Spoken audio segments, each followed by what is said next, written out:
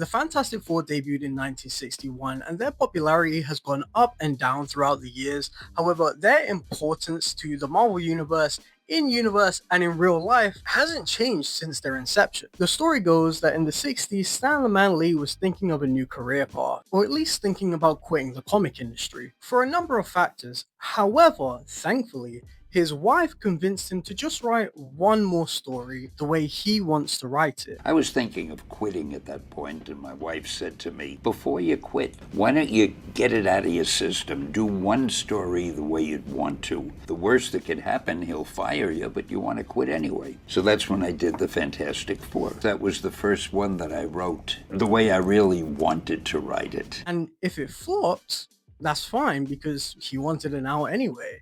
However, it did not. Stan took inspiration from DC Comics' Justice League, which was flying off of the shelves, and instead of writing about just one character, he wanted to write about a family with superpowers, and how that dynamics works functionally and dysfunctionally. And again, I'm sure I don't need to say it, but the Fantastic Four were a major success, launching Marvel and comics in general into the Marvel Age. Now you saw the thumbnail and title, this is an Ultimates video, but there's a lot of ground that I want to cover first, so bear with me. Decades would pass until 2024 because that's how time works, and for a majority of the time, the Fantastic Four were a mainstay, getting some really good movies, and apparently a really bad movie that I just haven't seen but the internet tells me is bad. They would be instrumental in comic events such as the original Secret War, the new Secret War, even probably the newest Secret War. They would expand their family to include a child that reads shoots and a daughter with a very complicated history. In fact, anyone with like a vague friendship with Reed would become a member of the Fantastic Four. Members would die, mainly Johnny, but eventually they would flame off and stretch themselves too thin. And the thing is, they disappeared. That was cold. That was bars by my much. But without getting into too much detail, after the events of 2015 Secret Wars, the team disbanded, doing their own separate things. And for the first time in like ever, they didn't have an ongoing series from like 2015 to 2018. That's 3 years. Oh shit! I was supposed to show the comics. I literally own this. 1 second. See how professional I am? I've got a shoebox that I keep my comics in. Some people keep money in shoeboxes. I keep comic books. But hey, they might be worth something sometime. Oh look, he's gonna come into this later.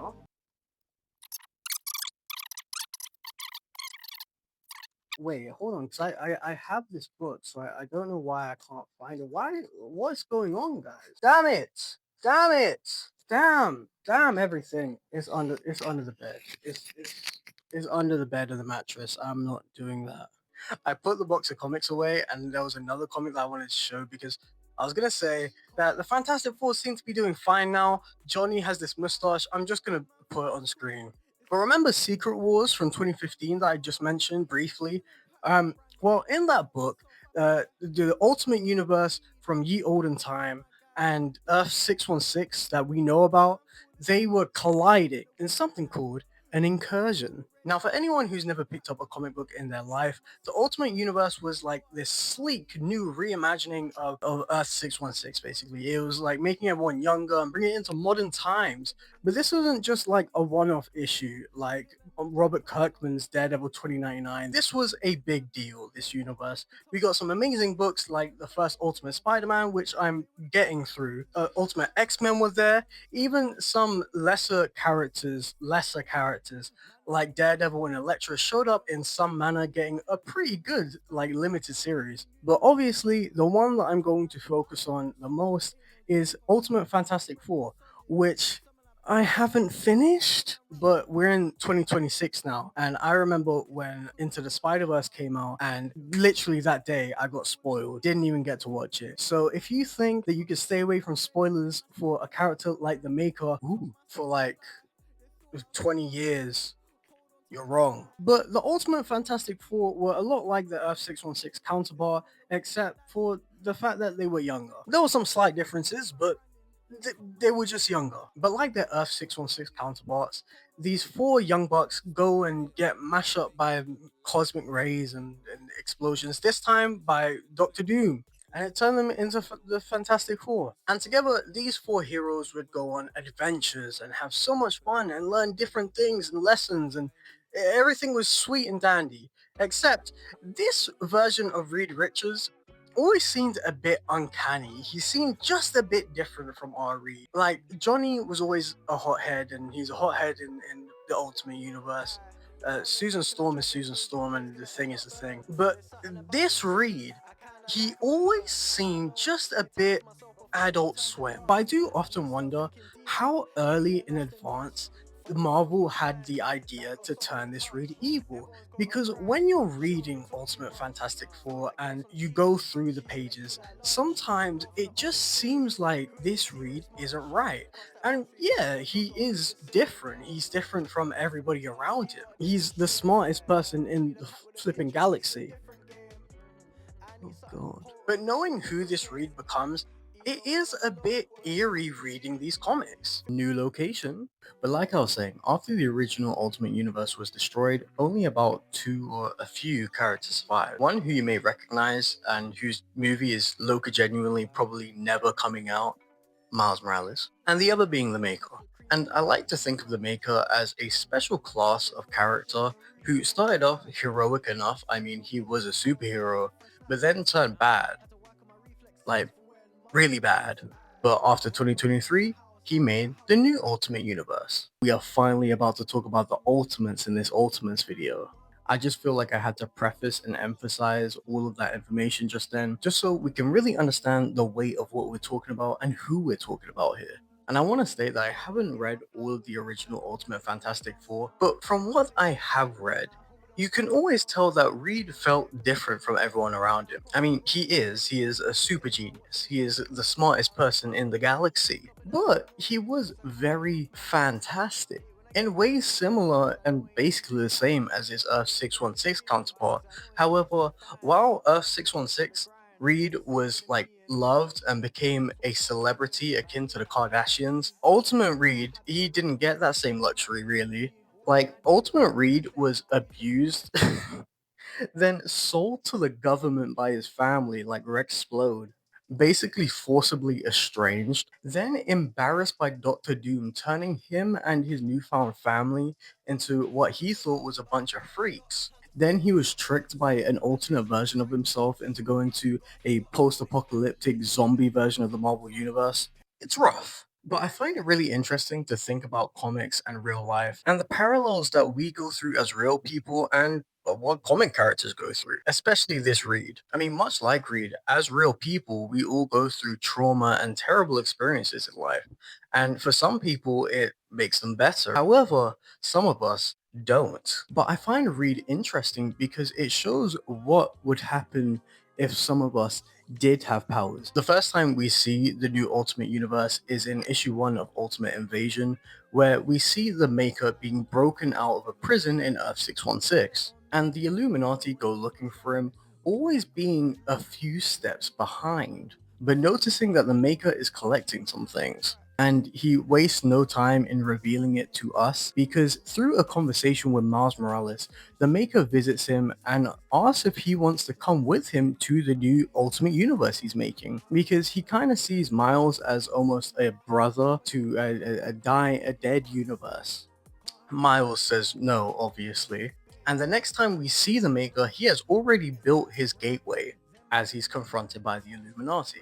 The Maker tells Prime Reed that he's going somewhere that he can call his own, which instantly sets off alarm bells in his head, letting him know what the Maker plans to do. And the Illuminati fail to stop him as the Maker leaves. But before he does, he asks Reed that if he had the chance, if he had the opportunity to erase the Maker from existence, would he take it? Reed says yes. Then we open up in Earth 6160, where we see a young Peter Parker with, I don't know, some girl at a science fair. And we see a familiar looking spider crawl on him, which is instantly picked up and taken by the Maker. We learn throughout Ultimate Invasion that the Maker did in fact find a world similar enough to his own. However, there were still some changes to be made, like making Loki the king of Asgard and messing up the mission that gave the Fantastic Four their powers. Hold on to that. Because in fact, the maker made an entire list of possible heroes, which he has either killed, captured, or controls. A lot of Ultimate Invasion follows Howard Stark, this world's original Iron Man, who is finally learning about the world that he lives in, being tasked by the Maker to build a time machine, alongside this world's Reed Richards, who instead of killing like the other would-be members of the Fantastic Four, captured and tortured as some kind of sick poetic fuck you, but we will go back to this. Reed and Howard do build the Maker's Immortus engine. However, just like John Cena, Howard wanted to go out on his terms. So he booby trapped it or did some kind of fuckery, trapping the Maker in his city.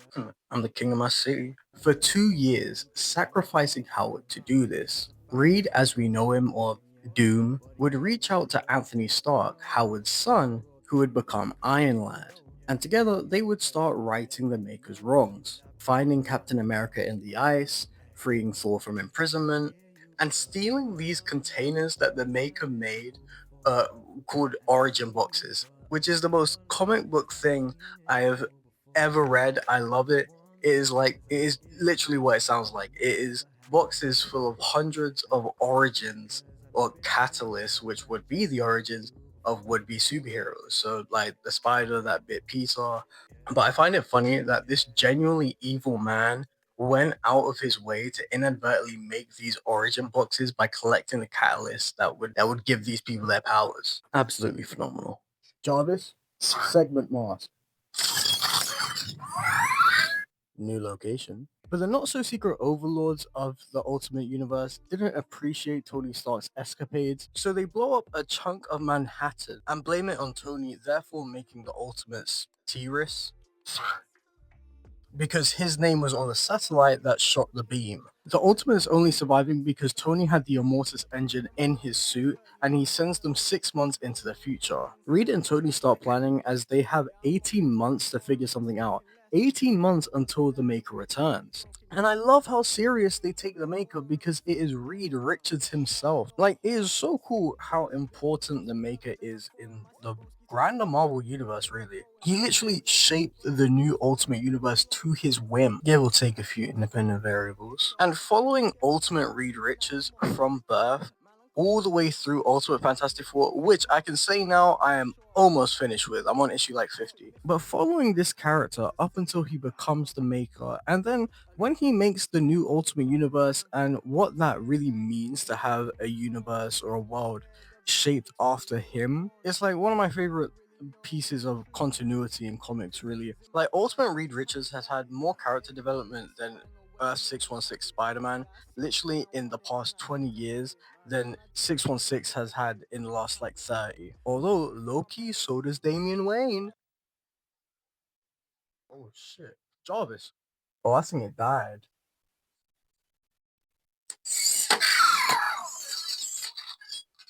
Okay. Jarvis, turn on the lights. Oh no. But I want to really hammer in how important the Fantastic Four are to the Marvel Universe. And Marvel in real life, they saved the company, saving Stan Lee's whole career in the 60s, gliding through a new millennium with a whole fresh take, staying relevant, becoming box office United States champions, and even through real life hardship like getting shadow banned by Disney in like, I think it was the 2010s, because they were trying to usher in the Inhumans. Yuck. Disgusting. They have powered through. Even now, I haven't read the new Fantastic Four or the new Marvel event, One World Under Doom, but I assume the Fantastic Four played quite a big role. But this one read is special. Not so fantastic, although maybe he once was, but special nonetheless. Like, he survived the birth and death of his own universe and created a universe. I keep saying this. If anyone is a fan of wrestling, the Maker feels like the hottest, most over heel in the business right now. Right next to Absolute Bane. He broke this world's Reed Richards so bad that he insists on being called Doom. But anyway, using the Immortus engine, they send the origin boxes back in time by 6 months. And this would have hopefully brought superheroes to the present day using time travel shenanigans. But that didn't happen because only a few people took their powers and even fewer survived. So like the knife crime people in Stratford Westfield, they started recruiting on foot, starting with Hank Pym and Janet Van Dyne. She's the one that made that Psylocke skin in Marvel Rivals, by the way. I think I bought it to make an edit and I just never did. Anyway, the Ultimates then get attacked and the Wasp takes her powers straight away. But it takes Hank some time to decide, although eventually Giant Man does. The team go on more adventures trying to recruit, but I'm just going to fast forward to this one picture of the Maker being the first man on the moon. Beautiful, beautiful. This is art. Chapter 4 is the most Fantastic Four focused issue. As we spend more time with Doom, we see the history of this world's Reed Richards. Before now, when Reed was younger, he was incredibly gifted, much like basically every Reed Richards variant, getting to university at 13, and I'm sure he wasn't ready for it. But there he met his best friend Ben Grimm and eventual lover Susan Storm, and then going on that one tragic space journey which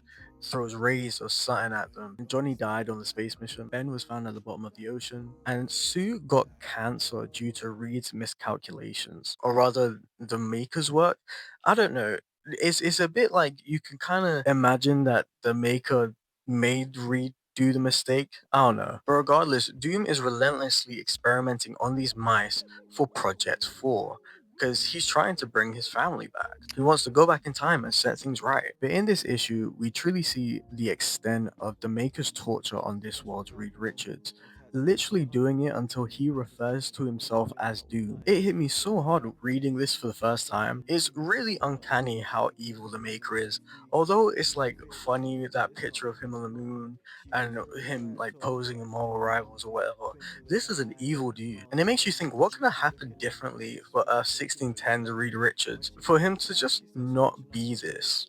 Maybe if he got a bit more love, he would like be calm. I don't know. But I'm sure there's an interesting message about nature versus nurture in there. Although Earth 616's Mr. Fantastic has also endured some hardship as well.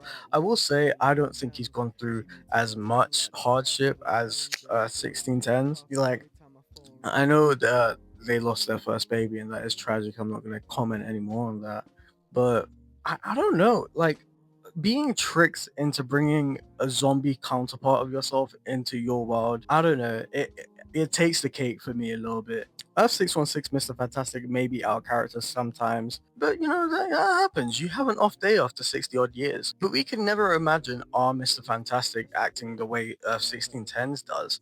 And I guess this only could have happened because of the Ultimate Universe, because they would never like permanently make Earth 616's Mr. Fantastic evil. You know, like Malice could have been Malice forever. So Earth 1610 being the ultimate universe and being a separate universe, a separate continuity, it's really cool how it allowed writers to play with something. And if something was really good and it really caught on, it would last maybe forever. But yeah, Doom is experimenting on these mice and he keeps failing, which is really hurting him on the inside. But Doom tells Iron Lad that he will never stop. As long as he lives, he is going to test and test and test and test to put things the way they should have been. Because the world needs a Fantastic Four. Marvel needs a Fantastic Four. After this, the Ultimates keep expanding. So now they've got a Human Torch, not Johnny Storm, and it never comes up for some reason. America Chavez, Giant Man, the Wasp, and Hawkeye, and they go to fight the Hulk who is waiting for them. Listen, this was crazy reading this. Somehow the Hulk's bloody Hulklings cut off the Maker's feed, not the Maker, cut off Doom's feed, as you'll notice that Doom is not there to fight the Hulk. And when Doom finally reconnects, his visual is Iron Lad being destroyed. And as Doom works on an escape, Iron Lad gets crushed in his suit. And as Hulk is about to Viltrumite chop She-Hulk's head off, Doom is finally able to teleport the team away. However, he was a bit too late because Iron Lad is dead. Intermission, that is how Volume 1 ends. And I hope you see why I had to make this video.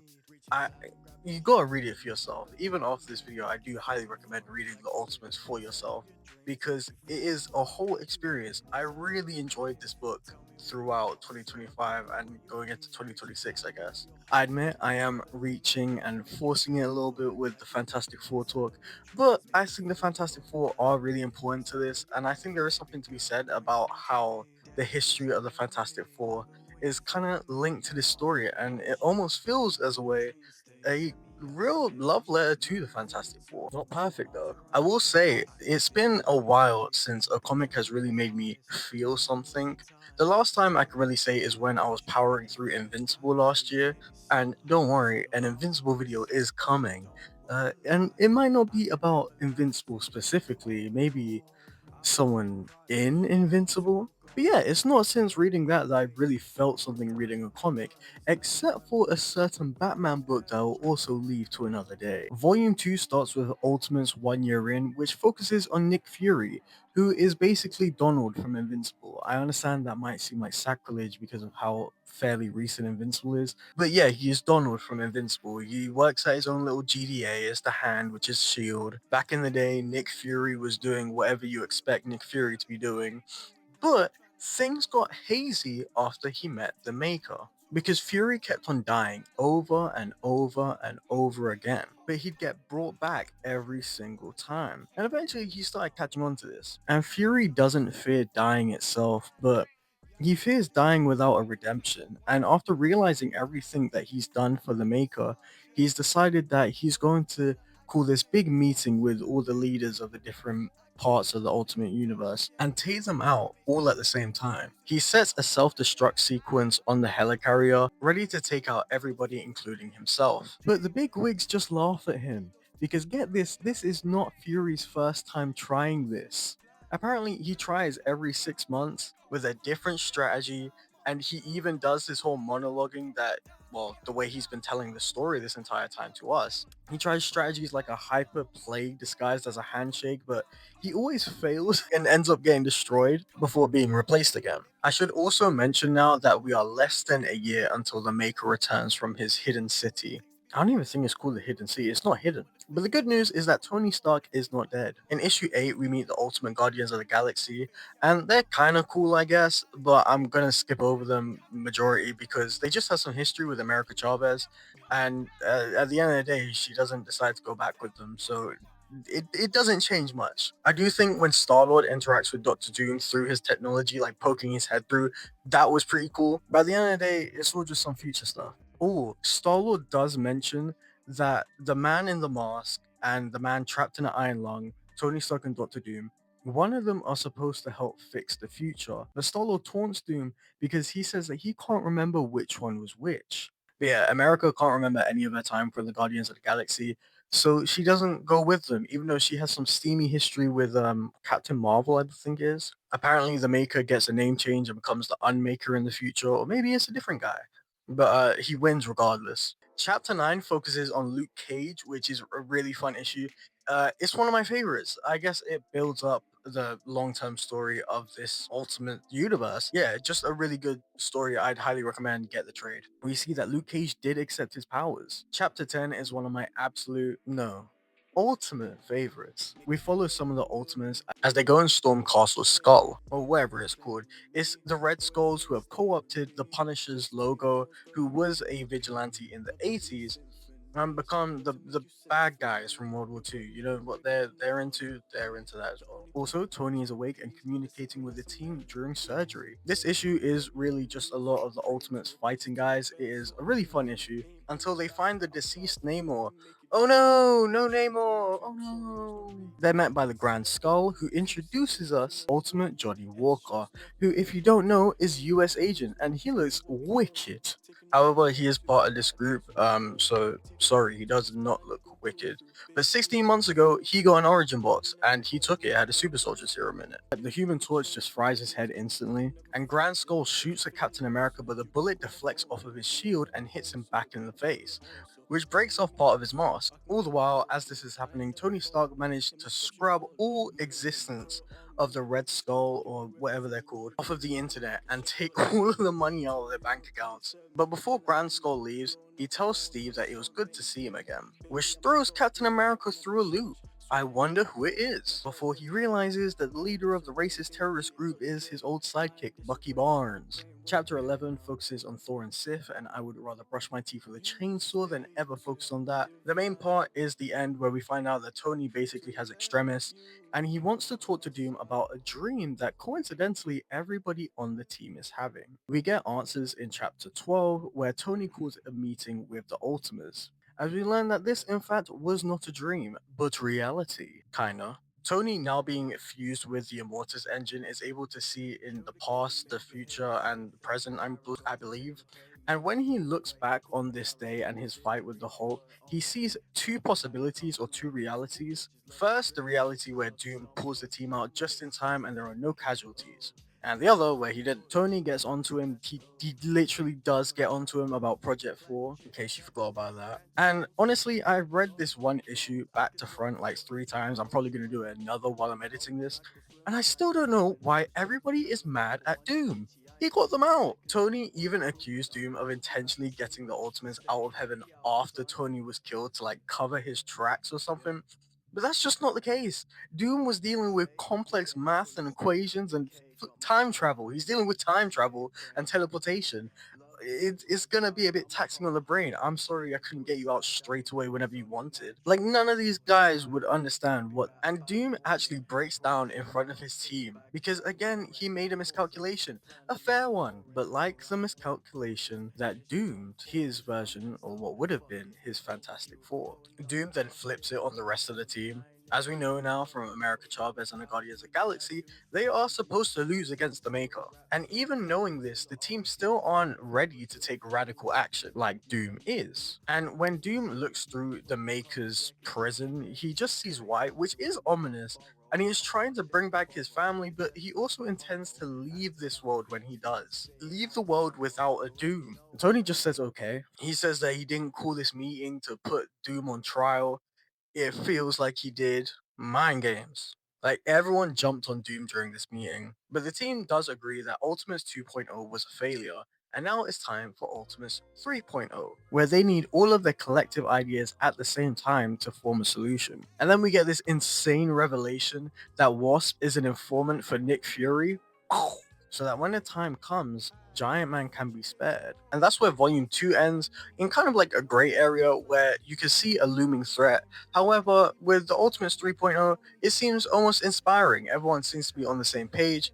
They do keep bullying Dr. Doom low key, but the team seems to be in a good place or a better place. They have a lot more understanding and they're building their relationships better. It is genuinely a pleasure reading this and just seeing the characters interact with each other and speak and get to know each other and how their relationships build is just really nice to see. This volume was very light on Fantastic Four stuff. Other than issue 4 in volume 1, Project 4 doesn't come up too much. However, in the next volume, it will.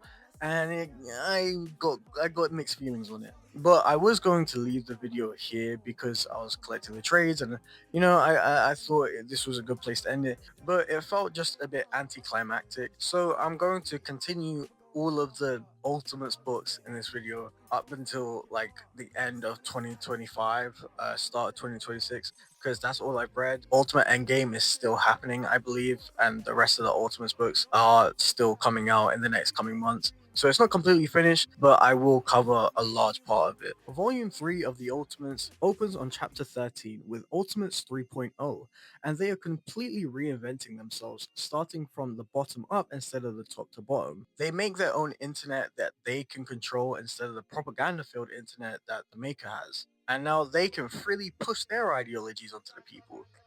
Think about that. But regardless, it allows the people to join the Ultimates. Captain America is destroying Red Skulls by any means necessary. Human Torch sacrifices himself? Question mark. And the Wasp is spying on Tony. Meanwhile, Tony has supplied She-Hulk's home island with weapons and security, including giving support to Luke Cage in the prison where he is rehabilitating and strengthening the people, with Danny Rand by his side. It's really cool, but how is Tony doing all this? I mean, he's only got so much time in the day, right? Well, he's using the Immortus engine, of course.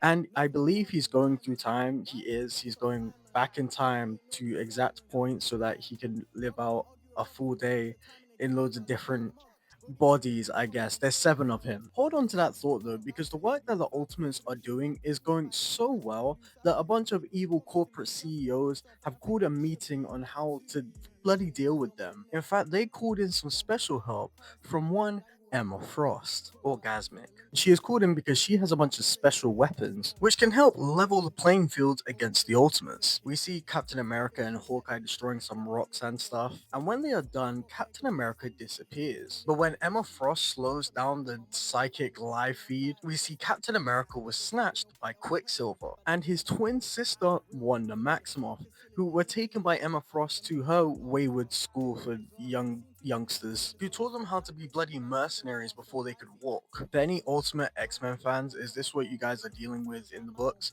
I wouldn't know because I just cannot read anything X-Men. It scares me. All I have to work off is Peach Momoko covers. The twins mash up Captain America and Hawkeye, and I think Wanda's powers are shown off a lot more cooler than Quicksilver's, but it's quite close. But Captain America outsmarts Quicksilver and sets him on fire, so Emma Frost was unsuccessful. Issue 15, we see the Ultimates travel to Kunlun with Danny Rand in search of the Ultimate Iron Fist, the son of Shang-Chi, I think. I don't know, they're spelling it different here, but with the way I'm reading it and pronouncing it phonetically seems like Shang-Chi. Might be wrong though. But when they get there, they just find one of Hulk's underlings, already there to kill the boy. The Ultimates spring into action and pounce on the Gamma Soldier. I don't know his name, but it just doesn't seem like it's enough, as he literally rips out She-Hulk's heart, but she continues to fight because her internal rage is so strong that it keeps her alive, and she rips this Goofy's head off. Issue 16 is kind of filler, but I guess it's still worth a read. Issue 17, we get an update on Project 4, and like the last Project 4 issue, it's quite heartbreaking. We open with Doom requesting to speak to Tony, and we find out that Project 4 has changed a little bit, basically becoming like an X-Men. I'm not a big fan of this, but let me know what you think. It's like the Future Foundation mixed with the X-Men. I see what they're doing, but at the end of the day, Project 4, we know what it's supposed to be. Doom still carries the guilt of the miscalculation which gave his suit cancer, killed Johnny Storm, and Ben, I guess. Doom finally opens up to Tony about who he was before he turned into Doctor Doom. He was Reed Richards, and in the other universe, 616, he becomes a star. He becomes magnificent. He lives up to his fullest potential. The fantastic leader of the Fantastic Four. And Tony's kind of being dismissive, but it's kind of understandable because he is stretching himself thin. But Doom has an urgency in his voice because he points out the elephant in the room, which I didn't even really think about too deeply before. But in one universe, Reed is Mr. Fantastic. In the other, he is the Maker. In this one, he is Doom. But regardless, they are all Reed Richards. We see more of the torture that the Maker put Doom through, and throughout the issue, we see these white figures following Doctor Doom. And, well, who do they look like? And Doom is talking to them because Doom's revelation is that he is stepping down because anything that he thinks of, the Maker and, well, Reed would have already thought of. But Tony just says he knows because using the Immortus engine, he had this conversation months ago and already knew the outcome of it, but never cared to bring it up because he saw it as irrelevant. Maybe this Tony at Earth 616 will get along. We see that the Maker went into Reed's brain and took something specific from him. And I took this in two ways because it was like 8 a.m. when I was reading this on 0 hours sleep. But I believe the Maker took Reed's ability to feel like emotion, or maybe something completely different, because this entire issue he sees the ghost of the old Fantastic Four who he is speaking to as well. Doom always said that he felt that there was something missing inside of him.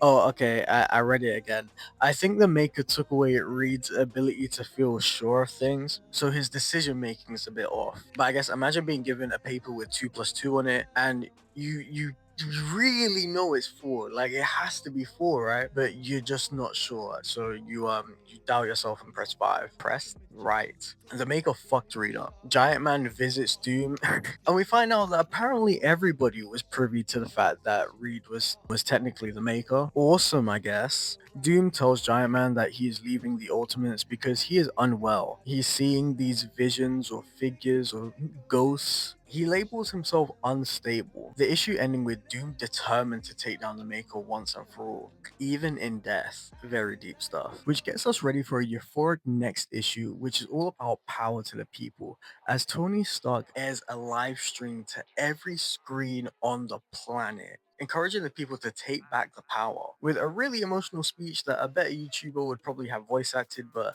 I'm all you got. Just take my word for it. This had me shaking. This was truly peak like media. Tony sets the record straight on everything, and we see the real impact that the Ultimates have had.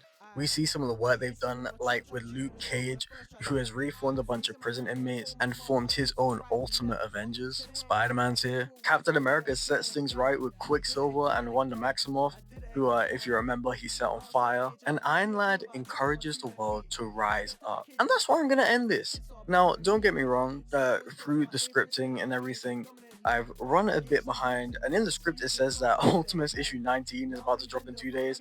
That's already been dropped. And I've read it. It was pretty good. There was also Ultimates Universe 2 years in, I'm pretty sure, which focuses on the Guardians of the Galaxy. And I'm just not really interested. Doesn't really add too much to this, or maybe it does, and I just don't see it. The only thing noteworthy, I believe, about Ultimate Universe 2 years in was Daredevil was there. Shout out Daredevil. But yeah, I feel like if I don't end this here on this high note, I feel like I never will end it until the series ends in like April. But this was just a really big excuse for me to talk about the Fantastic Four and the Ultimates in one video, because this book has been really amazing, and I do really think there is something to be said about the Maker and the Fantastic Four and what this book is saying about the impact of the Fantastic Four. Not really happy about where Doom took the Fantastic Four or Project Four, but let me know what you thought about it if you read it in the comments. And yeah, subscribe. 2025 was a pretty good year. 2026 can be filled with a lot more highs. I'm working on an album. If you liked any of the music that I was playing in this video, it's all my music, so you can find it wherever you listen to music, orakana, Spotify, Apple, wherever. So yeah, I'll catch you in the next one.